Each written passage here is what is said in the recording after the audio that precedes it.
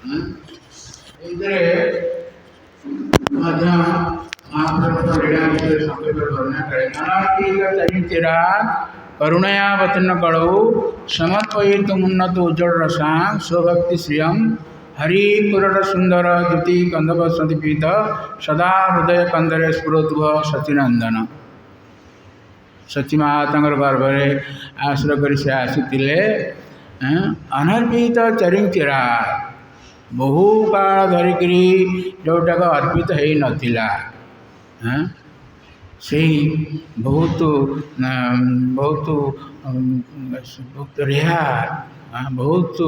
ରେହାର ବସ୍ତୁକୁ ସେ ପ୍ରଦାନ କରୁଛନ୍ତି। କୃଷ୍ଣ ପ୍ରେମ ଅନର୍ପିତ ଚରିଚିରା ବହୁ କାଳ ଧରିକିରି ଯାହା ପ୍ରଦାନ କରାଯାଇ ନଥିଲା। ଅନର୍ପିତ ଚରିଚିରା କରୁଣୟାବତୀର୍ଣ୍ଣ କଳଉ, କଳିର ଆରମ୍ଭରେ ପ୍ରଥମ ସନ୍ଧ୍ୟାରେ ମହାପ୍ରଭୁ ଆସିଛନ୍ତି। କ'ଣ ପାଇଁ ନା ସମର୍ପୟିତୁ ଉନ୍ନତ ଉଜ୍ଜଳ ରସାଂ ସ୍ୱଭକ୍ତି ଶ୍ରିୟମ୍। ଭଗବାନ ଯେଉଁ ଭକ୍ତି ରହିଛି, ଏ ଭକ୍ତିର ଗୋଟେ ସିନ୍ଧୁ। ସେଥିପାଇଁ ଆମର ରୂପ ଗୋସ୍ୱାମୀ ଭକ୍ତିର ରସାମୃତ ସିନ୍ଧୁ ରଚନା କଲେ। ଭକ୍ତି ସିନ୍ଧୁ ଏତେ ରହିଛି କଥା ଭକ୍ତିର। ସେହି ସବୁଠାରୁ ଶ୍ରେଷ୍ଠ ଭକ୍ତିକୁ ପ୍ରଦାନ କରିବା ପାଇଁ ମହାପ୍ରଭୁ ଆସିଛନ୍ତି। ଉନ୍ନତ ଉଜ୍ଜଳ ରସ, ଏ ଭକ୍ତିର ବିଭିନ୍ନ ସ୍ତର ସବୁ ରହିଛି।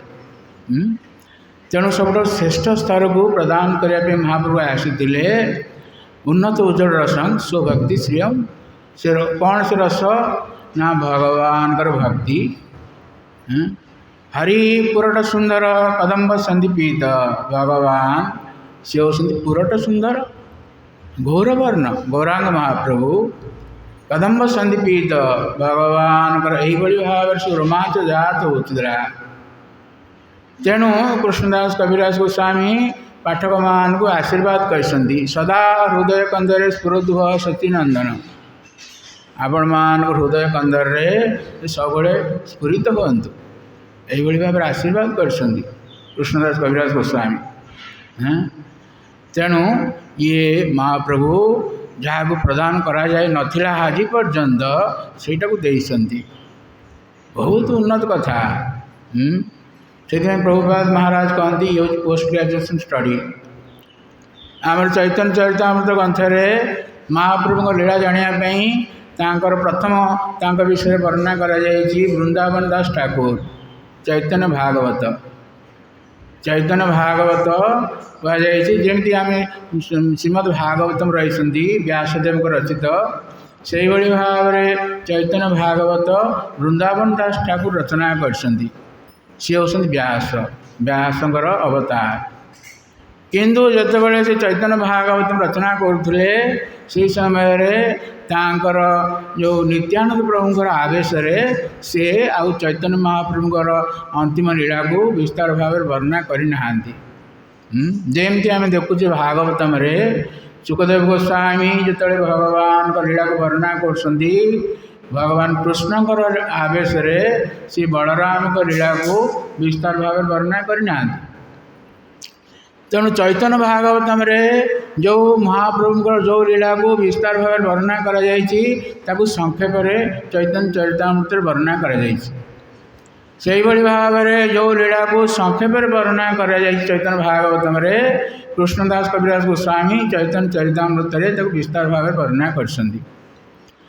ତେଣୁ ମହାପ୍ରଭୁଙ୍କର ଯେଉଁ ଅନ୍ତିମ ଲୀଳା, ମହାପ୍ରଭୁ 48 ବର୍ଷ ଧରି ଲୀଳା କରିଥିଲେ। 1486 ମସିହାରେ ଆସିଥିଲେ ଫାଲ୍ଗୁନ ପୂର୍ଣ୍ଣମୀ ତିଥିରେ। 1534 ମସିହାରେ ସେ ତାଙ୍କ ଏ ଧାମକୁ ତ୍ୟାଗ କରିଗଲେ, ତାଙ୍କ ଧାମକୁ ଚାଲିଗଲେ। ଏଇ 48 ବର୍ଷ ରହିଥିଲେ। 48 ବର୍ଷରେ 24 ବର୍ଷ ନବଦ୍ୱୀପ ଲୀଳା, ଆଉ ଯେଉଁ 24 ବର୍ଷ ରହିଲା ତାହା ପର ଲୀଳା। ସନ୍ନ୍ୟାସ ଗ୍ରହଣ କଲେ 24 ବର୍ଷରେ। ମାଘ ମାସର କ'ଣ ଶୁକ୍ଳ ପକ୍ଷରେ ମହାପ୍ରଭୁ ସନ୍ନ୍ୟାସ ଗ୍ରହଣ କରିଥିଲେ। ତାଙ୍କର ଘରେ ତାଙ୍କ ପିତା ନଥିଲେ, ଜଗନ୍ନାଥ ମିଶ୍ର, ସେ ଚାଲି ଯାଇଥିଲେ। ବିଧବା ମାତା ଅଛନ୍ତି ଏବଂ ପତ୍ନୀ ରହିଛନ୍ତି, ବହୁତ କମ୍ ବୟସ୍କା ପତ୍ନୀ। ତାଙ୍କୁ ତ୍ୟାଗ କରି ଗଲେ। समस्त मानव समाज कल्याण महाप्रभु भगवान यही भाव त्याग कर तेणु से जो सन्यास ग्रहण कर आसिले आम ओडिशावासी मान धन्य कर 24 वर्ष काल ओडिशा से रही ओडिशा रे जो रहिले आमर जगन्नाथपुरी से रही आपण मैंने गले बालीसाही रास्ता रे जगन्नाथ मंदिर रू बालीसाही रास्ता रे गले से पड़ो बाम पटे पड़ो गंभीरा मठ राधाकांत मठ से महाप्रभुंर पादुका कमंडल इत्यादि से रही आपण गले देखिपारे आम इस्कन तरफ रिनोवेशन करा तेणु से महाप्रभु रही 24 वर्ष रु 6 वर्ष काल से विभिन्न उत्तर भारत दक्षिण भारत सब गमनागमन करते आउ जो 6 वर्ष आउ 18 वर्ष रु 6 वर्ष काल महाप्रभु तांकर पार्षद मान सहित विभिन्न लीला सब करते किंतु बाकी जो 12 वर्ष रहा से गंभीरा रे से आस्वादन करुले जोटा प्रदान करा जाय नथिला से भगवान मत जानी नथिले से जिनटा कौन कृष्ण प्रेम ये जो बहुत तथ्य अच्छे आम संक्षेप कहवा आमर अमाई प्रभु कहे तेणु सी जो रही से तत्व को प्रदान करने आसी से निजे जानी नथिले भगवान कृष्ण जदिव भगवान किंतु तथापि से तत्व को जानी नथिले राधांकर तत्व राधा भाव अंग कर आसछन्ति महाप्रभु तीनोटी तांकर बांछा रहीगला पूरण हो पारा ना तेणु महाप्रभु रूप में आसिक से बांछा को से पूरण कर समस्त मानव समाज को प्रदान कर कौन सी बात विचार करना से रूप गोस्वामी तांकर भगवान को स्तुति से कही नमो महावदान्याय कृष्ण प्रेम प्रदाय महावदान्य से जो कृष्ण प्रेम को भगवान कृष्ण मत प्रदान कर नथिले से कृष्ण प्रेम को से प्रदान कर चैतन्य कृष्णाय कृष्ण चैतन्य नाम ने गौरती से नम कि भगवान चैतन्य महाप्रभु तेणु से जो 12 वर्ष काल आस्वादन करुले से कृष्ण प्रेम को निजे आस्वादन करुले आमर वेदरे तीनोटी तत्व रही गोटे संबंध गोटे अभिधेय गोटे प्रयोजन भगवान आम जमी भौतिक जगत आम विभिन्न संबंध रही से भाव में भगवान सहित आम गोटे निर्दिष्ट संबंध रही भगवद गीतार भगवान कही मम्मी बांस जीवलोके जीवभूत सनातन सब भगवान अंश कौन से संबंध आम जानी ना वर्तमान आस्ते आस्ते आम जाना कौन से संबंध आमर भगवान सहित रही से संबंध रे आम भगवान सहित आदान प्रदान करवा से हूँ अभिधेय से हूँ भक्ति भक्तिर विभिन्न स्तर रही एवं यही भाव में भगवान सहित संबंधर जो आदान प्रदान हो अंतिम फल हूँ प्रयोजन से हूँ कृष्ण प्रेम ये कृष्ण प्रेम ये हूँ मनुष्य जान पंचम पुरुषार्थ यही पंचम पुरुषार्थ प्रदान करने भगवान आसिले चैतन्य महाप्रभु एवं कौन सी बात विचार करे ना समस्त को प्रदान कर किंतु जो मैंने ग्रहण न करेंगे कौन करे कह तेणु ये गंभीरा मध्य चैतन्य चरितामृत 3 खंड रही 3टी लीला रही आदि लीला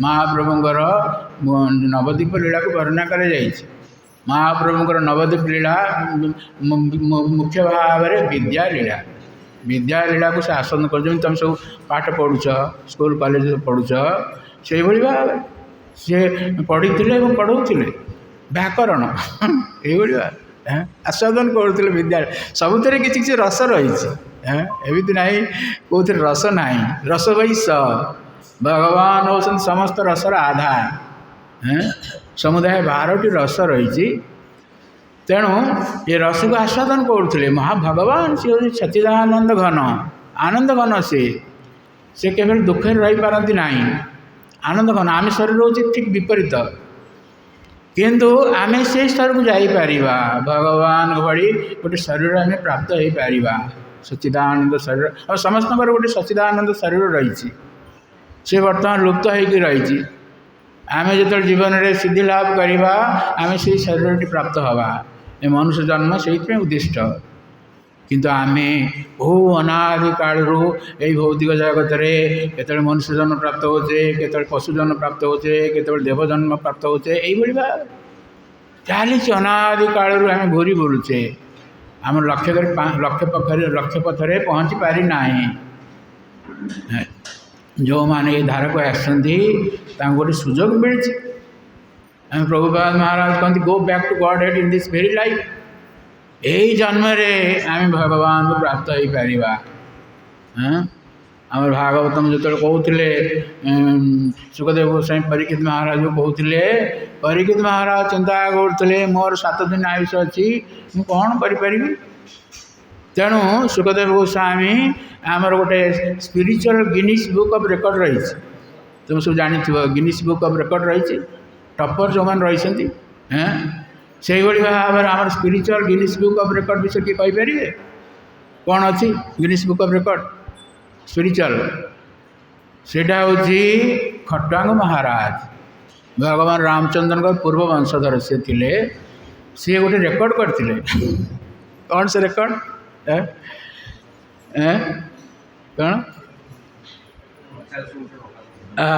सेटा रेकर्ड सुखदेव गोस्वामी कहते परीक्षित महाराज को खट्वांग नाम राजस्य ज्ञाता यताम आयुष मुहूर्ता सर्वमुत्सृज्य गतवान अभयं हरि मुहूर्त कहले 48 मिनिट 48 मिनिट रे से भगवान प्राप्त हो पारि बहुत कथा अच्छे आम कहवा ना तेणु यहाँ आम आश्वासन आम रही आम ये जन्म प्राप्त हो पार 48 मिनिट रे से प्राप्त हो गले आम तो रही तेणु आम कहीं प्राप्त न हो पार प्रभुपाद महाराज कहते go back to Godhead in this very life यही जन्म में भगवान प्राप्त हो पार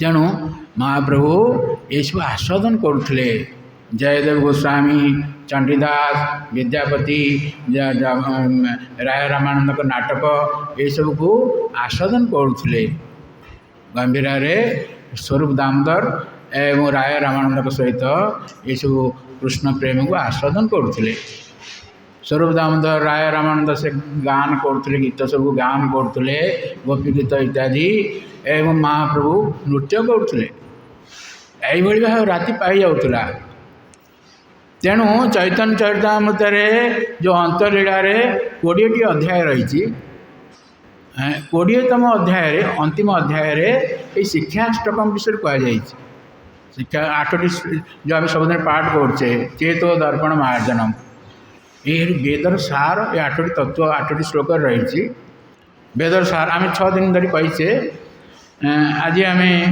लास्ट दिन आज सुविधा आम कह कि आम पंचम श्लोक पर्यंत कही सारी आउ 6 ରୁ 8 ये 3टी श्लोक रही शिक्षाष्टकम ये हूँ वेदर सार 8टी श्लोक सब ज्ञान देते संबंध अविधेय प्रयोजन ये सब तत्व को प्रदान कर तेणु षष्ठ श्लोक कहते नयनं गलदश्रुधारया वदनं गद्गदहृदया गिरा पुलके निश्चितं वपो कदा तव नाम ग्रहणे भविष्यति ये षष्ठ श्लोक आ पूर्व आम गतकाली आलोचना करते पंचम श्लोक हूँ अयि नंदतनुज किंकरं पतितं मां विषमे भवां बुधौ कृपया तव पाद पंकज स्थित तुलसदृशं विचिंतया ये आमर भजन हूँ विप्रलम्ब भाव भजन 2 प्रकार भजन पद्धति अच्छी गोटे हूँ संभोग गोटे विप्रलम्ब गोटे मिलन गोटे हूँ विरह आमर धारा हूँ विरहर धारा भगवान विरह आम भजन करुचे आम षड गोस्वामी से भाव भजन करुले षड गोस्वामी स्टकम रही हे राधे ब्रजदेवी के चलड़िते हे नंद सुना कुथ श्री गोवर्धन कल्पपादपतले कालिंदी बने कुथ घोषंदावीति सर्वतो ब्रजपुरे खेदई महाविहलो वंदे रूप सनातनो रघुजुगो श्रीजीव गोपालको षड गोस्वामी ये भाव यदि भगवान दर्शन करुले कि तथापि कहते प्रभु आपन कौटी यही भाव समग्र 84 कोश ब्रजमंडल से खोजी बुलुले भगवान अन्वेषण करुले। ये हूँ विरह भाव भगवान भजन आमर जो महामंत्र कीर्तन करुचे ये विरह भाव भजन करा जाउछि। से महामंत्र जो रही आम प्रथम श्लोक से कहगला तार 7टी फल रही चेतो दर्पण मार्जनम इत्यादि सब रही। तेणु ये जो रही आम सब भाव मैं विरह प्रभु आम पड़ी जा भवसागर पड़ी जाइए। भवसागर उद्धार होगापी आमर किसी उपाय ना। भगवान आपण शरण आम जाइचु आपण पाद पद्मर धूली हिसाब से आमको ग्रहण करंतु। ये हूँ 5 नंबर श्लोक।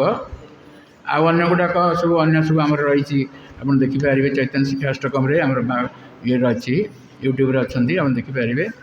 तेणु आज 6ठ श्लोकटी पाठ करवा तो कहते आस्वादन कर गोटे गोटे श्लोक को उच्चारण कर आस्वादन कर चैतन्य महाप्रभु राय रामानंद एवं स्वरूप दामोदर सहित राति पाई जाऊँगी ये भाव में आस्वादन कर अमृत अमृतर सिंधु लिमिटेड अमृत नुह सिंधु अमृतर। तेणु कहते पुनति उत्कंठा दैन्य हैलोद्गम कृष्ण ठाई मागे प्रेम नाम संकीर्तन। ये नाम संकीर्तन ये प्रेम नाम संकीर्तन महाप्रभु प्रदान कर प्रेम नाम संकीर्तन। तेणु अति उत्कंठार सहित दैन्य भाव भगवान को जदि से भगवान स्वयं भगवान किंतु भक्त भाव भगवान जो आसी कृष्ण 5000 वर्ष तले सी ये सब शिक्षा देते किंतु केमिति आचरण करवा से भगवान कही देखे नथिले। से आम देखुचे भगवान जिते अवतार सब रही बहुत आपण मैंने देखिथे रूप चित्र सब देखिथे किंतु कौ अवतार रे हाथ टेकिबार आप देखिपारे ना। हाथ टेक मैंने आशीर्वाद देवाई हाथ टेकते बड़ी भाव में कि हाथ टेक जमी आम 144 धारा जारी होगला जदि आसला मैंने शूट एट साइड किंतु जदि आम आसी जाइए पुलिस आसीगला तो हाथ टेकदेवा सरेंडर से भाव हाथ टेकला मैंने सरेंडर। महाप्रभु ये 2 जन संकीर्तन के पितर ये 2 जन पिता संकीर्तन 2 जन जगह हाथ टेक भगवान प्रार्थना कर भाव आम जो महामंत्र बोलुचे माने हाथ टेकवा से महाप्रभु आम शिक्षा दे हाथ टेक भगवान नाम नौले। तेणु ये भाव आम देखा उबुटू जन समुद्र बुड़ी जाऊँगी किए उद्धार केमी किए देखिपारे आप जो मैंने समुद्र कूल रही थे से जानी समुद्र कूल नोलिया मान सब थे जानीपर किए बुड़ी जाऊँगी कौन हो कि हाथ टेकिदेले जानी हो ये गोटे लोक रही जी से उद्धार करने जी से भाव आम को अनादि काल बहुत जगत उबुटू हो संसार भितर आम जापर ना पूर्व जन्म कथा आम जानी ना किंतु यही जन्म आम प्राप्त होते माने मनुष्य जन्म बुझा पड़ो आम कोटि कोटि जन्म आम बीती जाइए भौतिक जगत अनादि काल ये भौतिक जगत सृष्टि होची किसी काल रोचे पुणी ध्वंस हो जाऊँगी ध्वंस हो गले मतलब आम तो आम ध्वंस हो ना पुणी सृष्टि होची पुणी किसी काल रोचे पुणी ध्वंस होची भाव सृष्टि स्थिति प्रलय चली यही भाव में अनंत काल धरिक आम भौतिक जगत घूरी बुलुचे उद्धार पाइपारी ना। तेणु आम ये जन्म गोटे मनुष्य जन्म प्राप्त होते माने आमको सुजोग मिली आम ये भवसागर उद्धार पाइपर। तेणु से भाव में से पूर्व श्लोकटी अर्चना करा वर्तमान ये 6ठ श्लोक नयनंगलश्रुधारया वदनं गदगदहृदया गिरा पुलके निश्चित बपू कदा तव नाम ग्रहणे भविष्यति। ये भाव भक्ति भक्तिर विभिन्न स्तर रही भक्तिर सामर्थ्य सिंधु ये सब वर्णना करा गोटे हूँ साधन भक्ति हूँ कौन विधि भक्ति एवं रागानुग भक्ति ये हूँ साधन भक्ति जाऊँगी साधन भक्ति साधन करुचे आम जो सब विभिन्न प्रकार नियम रही एटा करिवो सेटा करिवो एटा करिवो नहीं सेटा करिवो नहीं ये साधन विधि यही विधि पालन कले आम गोटे स्तर को आसवा से भाव भक्ति भाव स्तर कहले भगवान सहित जो आम संबंध रही से संबंध ज्ञान टी आम जापर से भाव स्तर को गले ये भाव भक्ति किभली भाव में भक्तिर सामर्थ्य सुंदर वर्णना करा जायछि तार 9टी लक्षण रही भाव भक्तिर 9टी लक्षण रही तेणु ये सब कथा भक्तिर सामर्थ्य सुंदर सब वर्णना करा जायछि आम गोटे थर भाव भक्ति विषय कही आप देखिए पाइपर भाव भक्ति विषय कहले सर्च कले पाइपर 9टी लक्षण रही भाव भक्ति तेणु ये भाव भक्ति कहले आमर भगवान से जो संबंध ज्ञान अच्छी से संबंध ज्ञान टी आम प्राप्त हो पार आम जदि संबंध जानी ना केमी भाव में आम भगवान सहित भावर आदान प्रदान करवा किए दास्य भाव किए सख्य भाव किए वात्सल्य भाव कि माधुर्य भाव ये 4 भाव भक्ति दिया नाचम भुवन भुवन महाप्रभु आसते से 4 भाव भक्ति प्रदान कर दास्य भाव कपिपति दास्य हनुमान भगवान सहित दास संबंध संबंधित तापर अर्जुन भगवान को सखा एवं वृंदावन रे मथुरा रे विशेष वृंदावन रे भगवान सब मधुमंगल इत्यादि जो रही भगवान सखा सख्य रस 2 प्रकार सख्य रस रही से वात्सल्य रस रही नंद महाराज यशोदा महाराणी एम सब वात्सल्य रस रही वसुदेव एवं देवकी से वात्सल्य रस संबंधित रही 2 प्रकार वात्सल्य रस रही से भाव माधुर्य सब श्रेष्ठ रस हूँ माधुर्य रस ये माधुर्य रस हूँ 2 प्रकार मध्य रही गोटे हूँ शोकिया भाव गोटे परकिया भाव भगवान बृंदा कौन द्वारका 16,108 राणी रही है समस्त लक्ष्मी ये शोकिया प्रेम सहित था शोकिया माधुर्य रस किंतु गोपी मान सहित जो लीला रस संबंध थिला फरकिया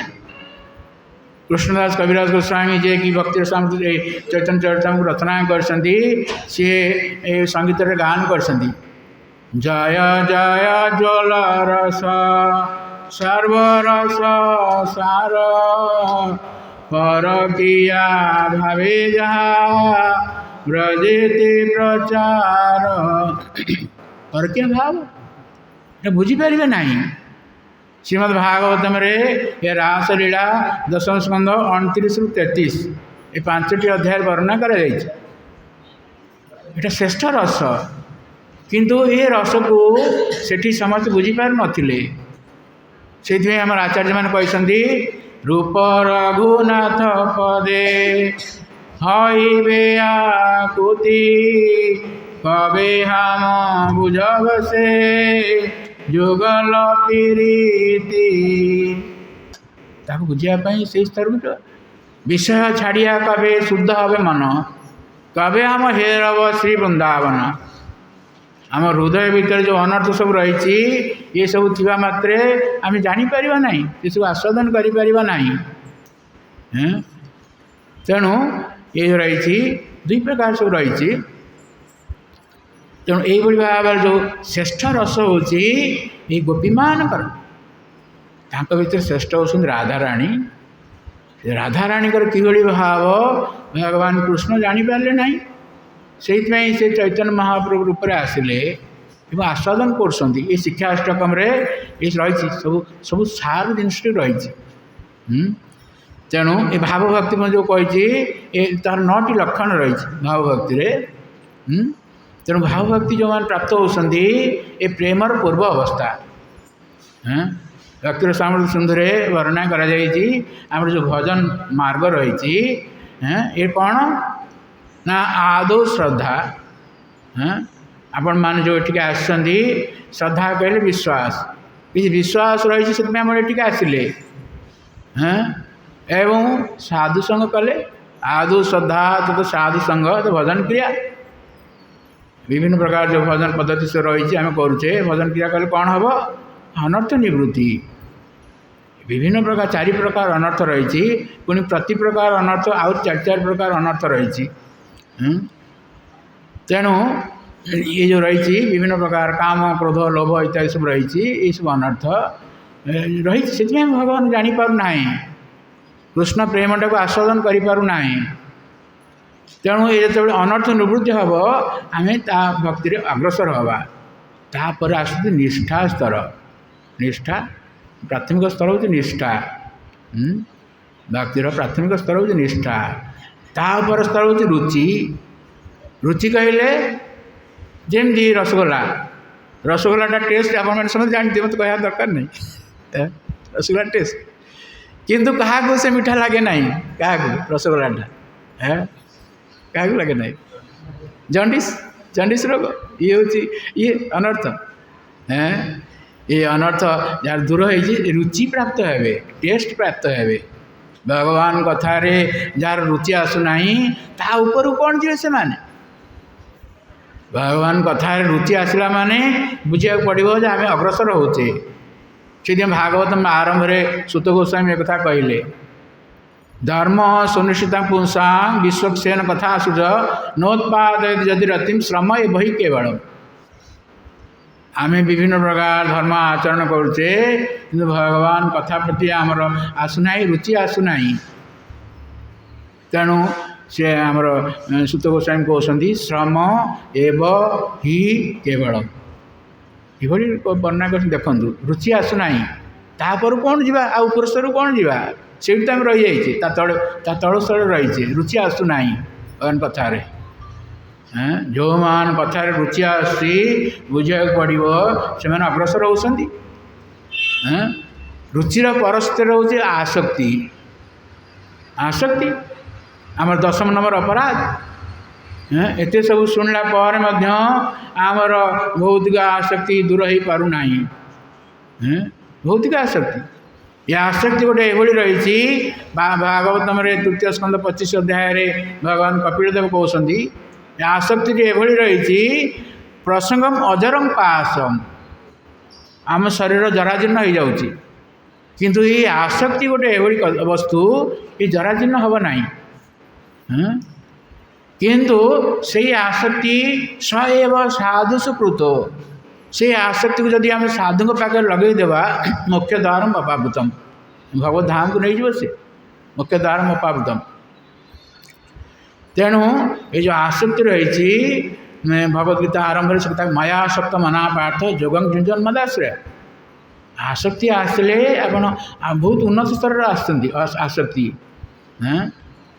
तेणु आसक्तिर परस्तर हूँ भाव भाव ये भाव कहले ये हूँ भगवान सहित जो संबंध रही से संबंध ज्ञान आम जापर वेदर 3टी तत्व रही संबंध अभिधेय प्रयोजन ये संबंध ज्ञान जाना ये भाव स्तर को गले से भावर 9टी लक्षण रही जहाँकि भक्तिर साम सुंदर वर्णना कर 9टी लक्षण सब कौन कौन सब रही तेणु ये भावस्तर को जब आम आसचे माने आम रही उदाहरण रही जड़ भरत भरत महाराज जड़ भरत ही ना पूर्वर कथा समग्र भूमंडल सम्राट थे ऋषभदेवर आपण मैंने शुणुते ऋषभदेवर ये ऋषभदेवर शिक्षा तेणु तांकर पुत्र भरत नाम अनुसार देशर नाम है भारतवर्ष ता पूर्व देशर नाम कौन थिला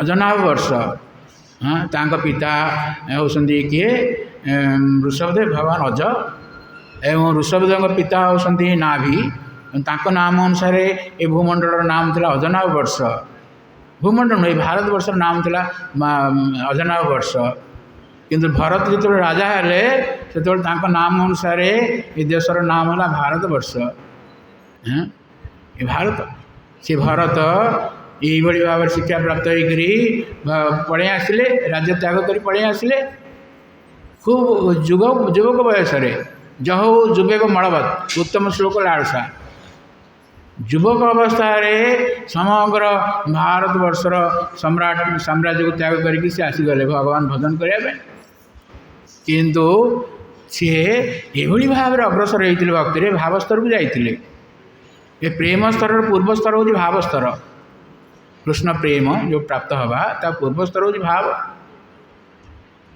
तेणु से स्तर को आसे से चिंता भगवान कथा चिंता कला माने चक्षुर लोतक निर्गत होता ये कहुचे नयन गणदश्रुधारया से भावस्तर ये भावस्तर कथा कहुचे दुईट श्लोक 6 और 7 ये भावस्तर कथा नयन रू अश्रु बाहर कि भाव में गणदश्रु अविरत भाव में लोतक निर्गत हम भावस्तर से स्तर को जाइए भरत महाराज किंतु तांकर सेठू मध्य पतन हो गला कहीं पतन हो गला ना सी भावुंट मु बहुत उन्नत स्थिति अच्छी हाँ गोटे हरिण को से हरिण छुआ को पालन कर निज पुओ भली राजकुमार कहते संबोधन करते एवं सी भावुले मु ठीक रास्तार अच्छी किंतु जापार ना जे से ठीक रास्तार ना से पतन हो जाकर जापारे ना सी हाँ तेणुक मृत्यु समय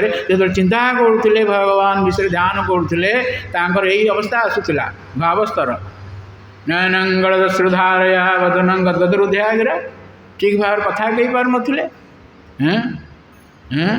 पुलके निश्चित बबू शरीर रोमांच जात होता यही स्तर को से जाइए किंतु सी जो ये हरिण पालन करुले सी भावुले मु ठीक धर्म करुँचे अधर्म करूना किंतु से अजाणत पतन हो गला ये आम शिक्षा ये बहुत भावस्तर को जाकर पतन ये आम शिक्षा रही तेणु ये शिक्षा करने कथा रही नियम सब रही प्रभुपाद महाराज जो नियम देती से नियम को आम छाड़देवा नहीं आम बहुत उन्नत स्तर भाविक छाड़देवा नहीं छाड़दे पतन हमार चान्स रही होता सेटा ये आम शिक्षा रही भक्त समाज शिक्षा रही से स्तर को जाइए से गोटे ओरटा गायत्री जप करुले से भावुले मोर भगवान प्रति प्रेम आसूना तेणु सी गोटे श्लोक रही भागवत 5म स्कंद कहुए ओरटा आम जो मैंने ब्राह्मण दीक्षा नौ से गायत्री जप कर ओरटा गायत्री जप करुले से भावुले मोर प्रेम आसूना भगवान प्रति से भाव से श्लोकटी रही किंतु नियम पालन कले ना जो विधि रही विधि पालन कले ना हाँ पतन हो गला 3 जन्म नवा पड़ा मृत्यु समय से हरिण कथा चिंता कले तेणु पर जन्म गोटे हरिण जन्म प्राप्त हेले किंतु ता पर जन्म सी गोटे ब्राह्मण कूल जात होते बहुत उन्नत परमहंस स्थित थे किंतु व्यवहार करुले कि भाव में ना जड़ मुख बधिर पूर्व कथा सब मन था राजा रघुगण को सब शिक्षा प्रदान कर सब कथा रही आम ये शिक्षा प्रभुपाद महाराज जो नियम करें जब न मानवा ताल आमर मत से भाया हम हिस्ट्री रिपीट्स इटसेल्फ इतिहास ये भक्तमान का इतिहास रही स्तर को जाइए भावस्तर गले ये सब रही लक्षण सब रही भाव लक्षण हाँ भावस्तर जो मैंने आसने भगवान कथा को श्रवण करती ना से पान करती भावस्तर को जो मैंने जाती भागवतम 2य स्कंद 2य अध्याय अंतिम श्लोक 37 नंबर श्लोक सुखदेव गोस्वामी कथा कहते शुणन पिबंती जे भगवत आत्मन सताम श्रवण कुटेशु कथामृतम समृद्धम पुनंति ते विषय विदूषिता स्वयं ब्रजन तरण सरोरांतिकम टिकेट भगवत धाम को जावाई टिकेट दि जाऊँगी कौ स्तर गले भावस्तर गले भावस्तर लक्षण कौन ना से कथा को शुणे ना पान करेंगे परीक्षित महाराज कथा को शुणु नी से पान करुले 7 दिन 7 राति कौन से खाद्य ग्रहण कर कि पानीय ग्रहण कर विश्राम नहीं नथिले हाँ 10म स्कंद 1म अध्याय से श्लोकटी कहते कहते नैषाद दुस्सहा क्षुन्मांग त्यक्त दम भी बाधते पिबंतम तन्मुखाबुजम च्युतम हरि कथामृतम। भगवान कथा किसी शुणु नथिले पान करुले पिबंतम तन्मुखाबुजम। यदि सुखदेव गोस्वामी भगवान दशम स्कंध आरंभ करने पूर्व भगवान दशम स्कंध लीला को संक्षेप 2 श्लोक नवम स्कंध 24 अध्याय कहीदे से परीक्षित महाराज एक कथा कहे दशम स्कंध आरंभ में कहले प्रभु नैषाति दुस्साह क्षुर्मांग ये क्षुधा रही कई सहाय करें आउ तृषा कथा कौन कहवा किंतु ये त्यक्त दमपी जल ग्रहण न कले किसी बाधा आसुनला कहीं पिबंतम तो मुखाबुजम से पान कर शुणतम बोली कहले ना मु शुणुची बोली कहले ना से कहले मु पान करुचे पिबंतम तो मुखाबुजम च्युतम हरि कथामृतम ये हरि हरि कथा अमृत से सरु गले भावस्तरु गले पान करें तेणु ये कथा कहते शुणता कौन पिबंती जे भगवत आत्मन सताम भगवान कथा को भक्तमान जो मैंने पान करती श्रवण कौन पान करेंगे मुखम बारे तो नुह श्रवण कुटेशु कर्ण माध्यम श्रवण करेंगे पान करेंगे कथामृत समृतम। हाँ पुनंती ते विषय विदूषिता स्वयं हृदय जो विषय वासना सब रही सब दूर हो ब्रजंती तत्चरण सर्वांतिकम तांकर भगवान पादपदम जीवे टिकेट भावभक्तिर कथा भावभक्ति गले जो मैंने आसवे भक्तिर सामर्थ सुंदर सब वर्णना कर भाव में सब लक्षण रही 9टी लक्षण परीक्षित महाराज से स्तर थे पान करुले कृष्ण प्रेम स्तर जाते तेणु देखो जो संवाद मिलला आ 7 दिन आयुष अच्छी तक दर्शन कर कौन रिएक्शन है कौन शुणिले सी कहले सब साधु मैंने सी आनंदित है सी कौन सी चिंतित है ना से भाव में जो रही भगवद्गीता 2य अध्याय मत भगवान कहते मृत्यु समय से विचलित है ना धीर तत्र न मुह्यति प्राथमिक ज्ञान जो रही हाईस्कूल स्टडी यहाँ रही भगवान से मत कही से स्तर के पाइबा प्रेम कथा मत कही भगवद्गीता कहुई हाईस्कूल स्टडी नुह प्रेम विषय ना रही तो कहले ना कौन देहिनोस्मिन् यथा देहे कौमारम यौवनम जरा तथा देहांतर प्राप्ति धीरस्तत्र न मुह्यति। धीर व्यक्ति माने से माने मृत्यु मध्य विचलित हेबे नाही स्तर धीरस्तत्र न मुह्यति भाव स्तर कथा। तेणु यही भाव में जो रही से माने पान करेंगे कथा को ये हूँ प्रेमर पूर्वावस्था भावावस्था। तेणु 2टी श्लोक ये भाव विषय भाव भक्ति विषय कहुई पूर्व जो 5टी श्लोक ये साधन भक्ति विधि भक्ति विषय कहुई ये 2टी श्लोक हूँ भाव भक्ति अंतिम श्लोकटी हूँ प्रेम भक्ति। हाँ अंतिम श्लोकटी आम तो आलोचना के समय हो जाए तेणु कहते महाप्रभु ये श्लोक को जो आवृत्ति करुले तेणु आस्वादन करुले अमृत। ये भौतिक जगत हूँ मृत जगत केमी यहाँ मृत जगत कहीं आसिले भगवद्गीता 9म अध्याय 2य ना कौ श्लोक कहते 3य श्लोक अश्रद्धाना पुरुषा धर्मशास्त्र परं तप अप्राप्य मांग निवर्तन्ते मृत्यु संसार वर्तमनि। कहीं मृत्यु संसार रही भगवान कथार आम विश्वास आसुना अश्रद्धाना पुरुषा धर्मशास्त्र यही धर्म अस्य कहले जो 9म अध्याय भगवद्गीता 9म अध्याय हूँ गुह्यतम ज्ञान दि जाए भक्ति विषय कहुई एटार जो मान श्रद्धा आसुना से माने भगवान प्राप्त हो पारे ना ये भवसागर से घूरी बुले अप्राप्य मांग निवर्तन मृत्यु संसार वर्तमानी पुनर्भी जननम पुनर्भी मरणम मृत्यु संसार घूरी बुलुवे अप्राप्य मांग निवर्तनते। तेणु जो रही जो माने मृत्यु सागर उद्धार होगापी जाऊँगी यही भाव तेणु से कहते प्रेम कृष्ण प्रेम यही पंचम पुरुषार्थ। तेणु यहाँ आलोचना ये करी भाव शरीर में भाव जात होता ଲକ୍ଷଣ ସବୁ ଯାହା ତ ହେଉଥିଲା। ଅଷ୍ଟସାତ୍ଵିକ ବିକାର ଗୋଟେ ରହିଛି, ଭକ୍ତର ସାମର୍ଥ୍ୟ ସୁନ୍ଦର ବର୍ଣ୍ଣନା କରାଯାଇଛି। ତେଣୁ ଏହି ଭାବରେ ମହାପ୍ରଭୁ କହୁ ପ୍ରେମ ଧନ ବିନା ବ୍ୟର୍ଥ ଦରିଦ୍ର ଜୀବନ ଦାସ କରି ବେତନ ମୋରେ ଦେହ ପ୍ରେମ ଧନ। ଭଗବାନ ସେ ଆସ୍ୱାଦନ କରୁଥିଲେ, କାରଣ ଏ କୃଷ୍ଣ ପ୍ରେମକୁ ଭଗବାନ ନିଜେ ଆସ୍ୱାଦନ କରିପାରିନଥିଲେ। ପ୍ରେମର ବିଭିନ୍ନ ସ୍ତର ରହିଛି, ବିଭିନ୍ନ ସ୍ତର ରହିଛି ପ୍ରେମର, ତାପରେ ତାପରେ ତାପରେ ତାପରେ ଅନଲିମିଟେଡ଼। ତେଣୁ ଭଗବାନ ସେ ପ୍ରାପ୍ତ ହେଇନଥିଲେ, ସେ ପ୍ରେମକୁ ପ୍ରାପ୍ତ ହେଇନଥିଲେ ଭଗବାନ କୃଷ୍ଣ, ସେଇଥିପାଇଁ ସେ ଆସିଲେ, ରାଧା ଭାବରେ ଆସିଲେ। ସେଟା ସେ ଆସ୍ୱାଦନ କରୁଛନ୍ତି। ଏ ଶିକ୍ଷାଷ୍ଟକମରେ ସେସବୁ ରହିଛି, ସେ ରସ ସବୁ ରହିଛି। ତେଣୁ ସେ କହୁଛନ୍ତି ପ୍ରେମ ଧନ ବିନା ଦରିଦ୍ର, ଆମେ ସବୁ ଦରିଦ୍ର। ମହାପ୍ରଭୁ କହନ୍ତି ଯେଉଁମାନେ କୋଟିପତି ନୁହନ୍ତି ତାଙ୍କ ପାଖକୁ ମୁଁ ଯିବି ନାହିଁ। କୋଟିପତି କହିଲେ ତା ଧନ, ଭୌତିକ ଧନ କଥା କହୁନାହାନ୍ତି, ପାରମାର୍ଥିକ ଧନ। କୋଟିଏ ନାମ 64 ମାଳା, କୋଟିଏ ନାମ। ପ୍ରଭୁପାଦ ମହାରାଜ ଏଇଭଳି ଭାବରେ କୋଟିଏ ନାମ ଗ୍ରହଣ କରୁଥିଲେ ପ୍ରଭୁପାଦ ମହାରାଜ। କିନ୍ତୁ ଯେତେବେଳେ ଆମେରିକାରେ ସେ ପ୍ରଥମ ଥର ପାଇଁ ଦୀକ୍ଷା ଦେଲେ, ସେତେବେଳେ ଏସବୁ କଥା ନିୟମ କହିନଥିଲେ ତାଙ୍କୁ।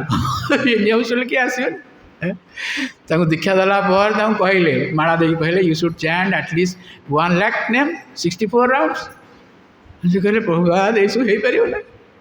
ଠିକ୍ ଅଛି 32 ରାଉଣ୍ଡ 32 ମାଳା ଜପ କରିବ ନା? ପ୍ରଭୁ ହେଇପାରିବନି। ଟିକେ 16 ମାଳା, ତାଠୁ ଆଉ କମ ହେଲେ ହେବ ନାହିଁ। 16 ମାଳା ଆସିছে ଆମର ଏଥିପାଇଁ। ପ୍ରଭୁପାଦ ମହାରାଜ 64 ମାଳା ଜପ କରୁଥିଲେ। ଚିନ୍ତା କରନ୍ତୁ, ଲକ୍ଷେ ମାଳା। ମହାପ୍ରଭୁଙ୍କ ଧାରା ହେଉଛି ଏଇଟା, ମିନିମମ୍ 16 ମାଳା, ଆଉ ଯେତେ କରିପାରିବେ, ନୋ ଲିମିଟ୍। ଆମର ନାମର ଆଚାର୍ଯ୍ୟ ହେଉଛନ୍ତି ହରିଦାସ ଠାକୁର ନାମାଚାର୍ଯ୍ୟ। ପ୍ରତିଦିନ ସେ 3 ଲକ୍ଷ ମାଳା ଜପ କରୁଥିଲେ। 3 ଲକ୍ଷ 128 କେତେ, 100 କେତେ 192 ନା କେତେ, 64 × 3 192, ଏତିକି ମାଳା ଜପ କରୁଥିଲେ। ଆଉ କେତେବେଳେ ସମୟ ମିଳୁନଥିଲା ତାକୁ, 24 ଘଣ୍ଟା। ମହାପ୍ରଭୁ ଯେତେବେଳେ ତାଙ୍କୁ ପ୍ରଦାନ କରୁଥିଲେ, ଗୋବିନ୍ଦଙ୍କ ହାତରେ ମହାପ୍ରସାଦ ଦେଉଥିଲେ, ସେ ଗୋଟେ କଣା ନେଇକି ସମ୍ମାନ କରୁଥିଲେ, କହିଲେ ମୋର ସମୟ ନାହିଁ, ଖାଦ୍ୟ ଗ୍ରହଣ କରିବା ସମୟ ନାହିଁ, ନାମ ଜପ ଏଭଳି ରହିଛି। ମାସକୁ 1 କୋଟି ନାମ ନେଉଥିଲେ। 3 ଲକ୍ଷ ନାମ ଦିନକୁ ହେଲେ ମାସକୁ କେତେ ହେଲା? 1 କୋଟି। ଏଇଭଳି ଭାବେ ନେଉଥିଲେ ନାମାଚାର୍ଯ୍ୟ। ପୁଣି ସେ କିଏ ହେଲେ ନାମାଚାର୍ଯ୍ୟ? ବହୁତ ଉନ୍ନତ କୂଳର ଜଣେ ଥିଲେ ବା ବୁଦ୍ଧିମାନ ବ୍ୟକ୍ତି ଥିଲେ, ଏସବୁ ନା। ଜଣେ ଜବନ କୂଳରେ ଆସିଥିଲେ ହରିଦାସ ଠାକୁର। ଇଏ ହେଉଛନ୍ତି ବ୍ରହ୍ମା, ସିଂ ବ୍ରହ୍ମା।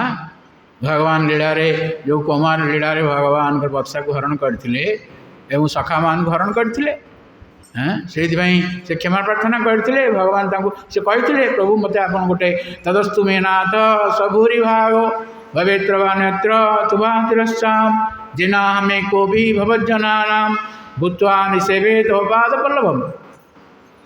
ପ୍ରଭୁ ମୋତେ ଅନୁମତି ଦିଅନ୍ତୁ, ମୁଁ ଆପଣଙ୍କର ଜଣେ ଜନ ହେବି। ଆମକୁ ସେଇ ସୁଯୋଗ ଦିଆଯାଇଛି, ଭଗବାନଙ୍କୁ ଜନ ହେବା ପାଇଁ ସୁଯୋଗ ଦିଆଯାଇଛି। ବ୍ରହ୍ମାଙ୍କୁ ସେ ସୁଯୋଗ ଦେଇଥିଲେ ଭଗବାନ। ଭଗବାନ କୃଷ୍ଣଙ୍କ ଲୀଳାରେ ଯେଉଁମାନେ ଥିଲେ ସମସ୍ତେ ଗୌରାଙ୍ଗ ମହାପ୍ରଭୁଙ୍କ ଲୀଳାରେ ସବୁ ଆସିଛନ୍ତି। ତେଣୁ ବ୍ରହ୍ମା ଆସନ୍ତି, ବ୍ରହ୍ମ ହରିଦାସ ବ୍ରହ୍ମା ସ୍ୱୟଂ 3 ଲକ୍ଷ ନାମ ନେଉଥିଲେ ଦିନକୁ, ଖାଦ୍ୟ କିଛି ଗ୍ରହଣ କରୁନଥିଲେ। ଆଉ ଶରୀର, ଭୌତିକ ଶରୀର ତାଙ୍କର ନଥିଲା। ଇହାଦସ୍ୟ ହରେ ଦାସେ କର୍ମଣା ମନସା ଗିରା ନିଖିଳାସୁ ଅବସ୍ଥାସୁ ଜୀବନ ମୁକ୍ତ ସହ ଉଚ୍ଚତେ।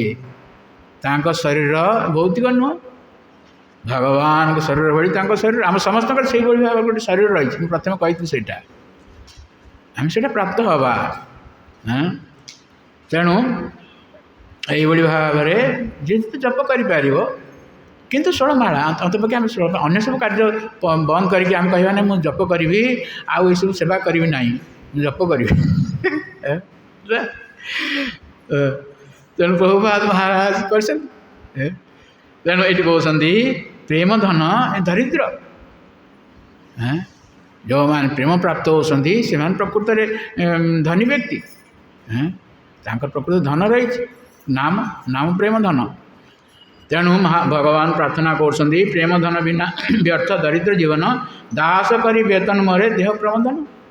ଆମେ ସବୁ ଭଗବାନଙ୍କର ଦାସ, ଭଗବାନଙ୍କର ସେବାରେ ନିଯୁକ୍ତ ହେବା ଏବଂ ତା ବଦଳରେ କେତେ ନେବା ବେତନ? କେତେ ସବୁ ଆପଣଙ୍କ ସାଲାରୀ ସବୁ ରହିଛି ଯେଉଁମାନେ ଚାକିରି କରିଛନ୍ତି। କିନ୍ତୁ ଭଗବାନ କହୁଛନ୍ତି ମୋତେ ବେତନ ଦିଅନ୍ତୁ ପ୍ରେମ, ଆଉ କିଛି ଦରକାର ନାହିଁ, କୃଷ୍ଣ ପ୍ରେମ। এইଭଳି ଭାବରେ ପ୍ରାର୍ଥନା କରୁଛନ୍ତି।